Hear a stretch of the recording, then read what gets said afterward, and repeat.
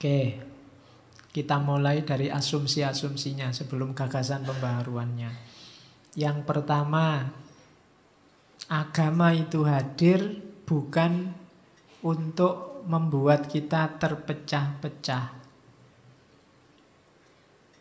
Jangan sampai kita bilang gara-gara agama kita terpecah-pecah. Justru agama hadir itu untuk menyatukan. Kok bisa jadi pecah-pecah? Katanya Afghani, ada sebabnya. Sebab yang pertama adalah ketika agama dieksploitasi untuk kepentingan-kepentingan kelompok tertentu. Baru dia bisa jadi pencetus perpecahan. Bukan salah agamanya, tapi salah orangnya yang menjadikan agama sebagai alat untuk memenuhi kepentingan mereka. Orang-orang semacam ini, katanya Afghani, kayak orang yang memperdagangkan agama. Jadi para pedagang agama. Dan kita yang konsumennya, kita membeli sesuai lapak-lapak yang kita cocoki. Jadi banyak kotak-kotak tadi, banyak aliran, itu kayak toko-toko kayak di mall itu. Kalau Islam itu ibaratnya mall, di dalamnya kan banyak counter-counter. Nah, kita konsumennya, kita milih counter yang cocok. Katanya Afghani, mereka ini loh para pedagang agama yang hanya mencari keuntungan dari agama untuk kepentingannya sendiri.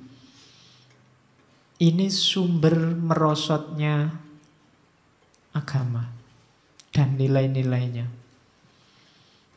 Seolah-olah mulia, seolah-olah luar biasa berpegang teguh pada agama, tapi ujungnya adalah kepentingannya sendiri. Ini yang mencoreng agama dan melenyapkan fungsi aslinya agama. Agama jadi sumber perpecahan. Dimanapun ada kasus agama kok jadi sumber konflik, pasti ada pedagang agama ini yang jadi awalnya. Orang yang menjadikan agama sebagai alat untuk memenuhi kepentingannya. Baik di level kecil maupun level besar. Hidupmu mungkin juga sering begitu, memanfaatkan agama untuk kepentinganmu. Jadi berislam hanya untuk apa? Tujuan-tujuan hidupmu yang simple. Bukti paling konkret apa? Kita tidak pernah belajar serius tentang agama kita. Apapun klaimmu, kayak tadi kamu ada di kotak-kotak tadi, kamu serius buat di kotak-kotak itu. Pernah belajar serius kan tentang kotak-kotakmu? Kalian yang ngaku Asy'ariyah misalnya, apa ya pernah belajar Asy'ariyah serius? Kitabnya Imam Asy'ari apa yang sudah kamu baca? Kalian yang Syafi'i, Syafi'i beneran po? Syafi'i yang itu apa Syafi'i yang lain? Jangan-jangan kamu keliru Syafi'inya karena nggak pernah ngecek. Kamu yang mengidolakan Ibnu Arabi yang mana yang kamu idolakan? Peminat sufi, tasawuf. Kalau tasawuf sama saya Ghazali, Pak. Lu Ghazali ada beberapa nama dalam sejarah Islam. Kitabnya Ghazali mana yang sudah kamu baca? Jangan-jangan Ghazali anaknya Dani itu. Ya. Loh iya, kamu ndak, itu yang saya sebut kamu ndak pernah serius. Ketika kamu ndak serius, lah kok kamu masih beragama? Wong kamu ndak serius, berarti apa? Ada kepentingannya. Ya macam-macam, mungkin kamu ndak sadar. Jadi agama akhirnya hanya jadi alat.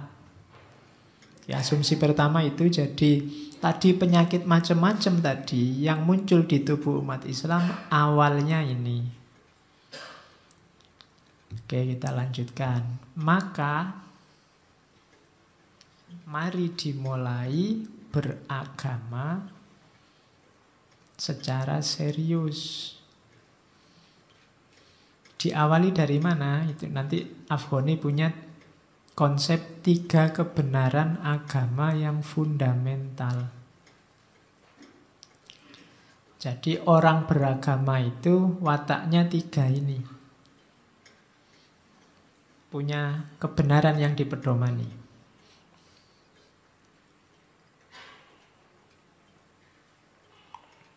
Yang pertama, orang yang beragama itu hidup dalam fondasi spiritual. Jadi orang yang mengutamakan spiritualitas, sehubungan dengan Allah. Dan yang kedua, dia bersyukur karena menjadi makhluk yang paling mulia di antara semua makhluknya Allah yang lain. Jadi punya karakter spiritual dan menyadari kemuliaan dirinya sebagai manusia. Kenapa hanya manusia yang oleh Allah dikasih agama, makhluk yang lain tidak? Karena manusia utama dan mulia. Bahkan di antara malaikat. Malaikat itu baik sekali, patuh 100% pada Allah, karena memang dia tidak punya pilihan lain selain itu.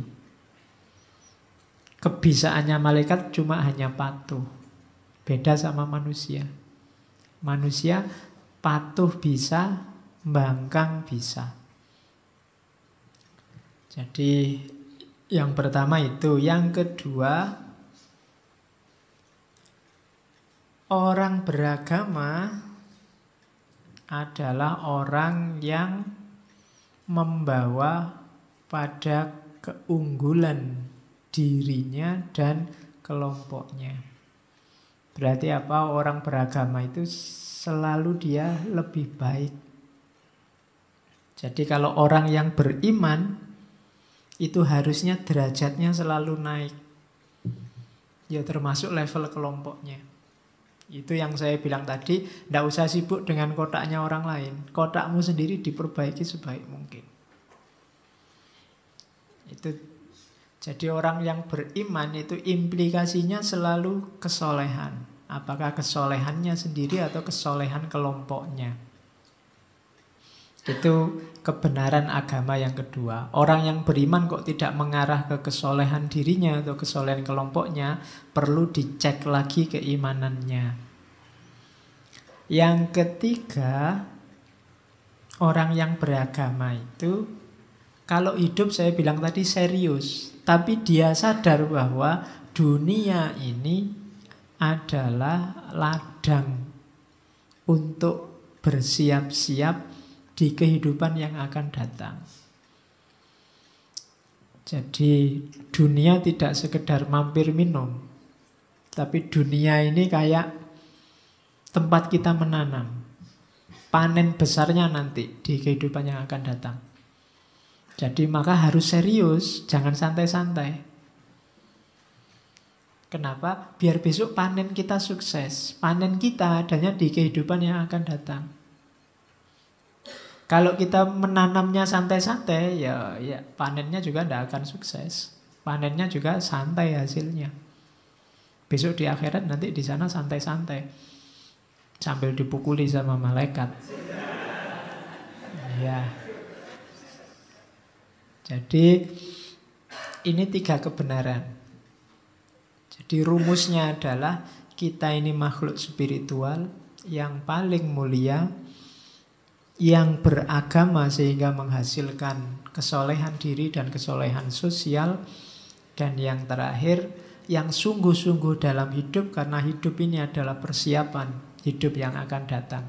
Jadikan ini sebagai fondasi hidup kita, katanya Afghani. Karena inilah 3 kebenaran fundamental agama.